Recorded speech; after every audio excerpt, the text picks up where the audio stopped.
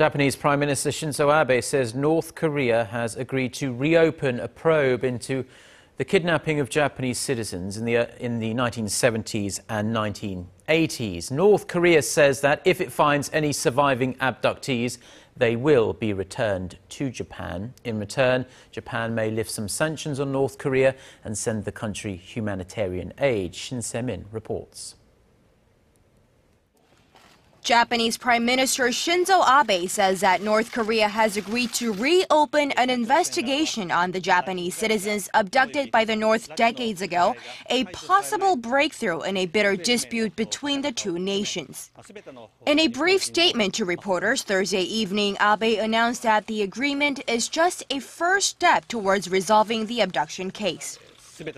Until the day comes that the families of those abductees can hold their children in their arms, our mission is not over.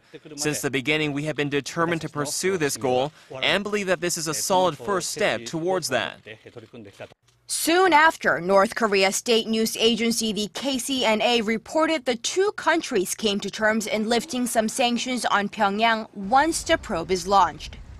Japan's chief cabinet secretary separately told reporters that Japan will even consider providing humanitarian aid depending on the progress of the investigation.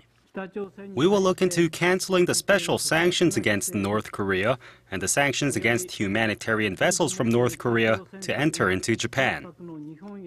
Pyongyang had promised before to reopen the investigation in 2008, but never did. The North had admitted in 2002 that it kidnapped 13 Japanese nationals in the 1970s and 80s to help train spies, 5 of whom returned to Japan. The country had insisted that the remaining 8 had died. Tokyo, however, claims that at least 17 people were kidnapped and has demanded for those still being held to be released. Shin Se-min, Arirang News.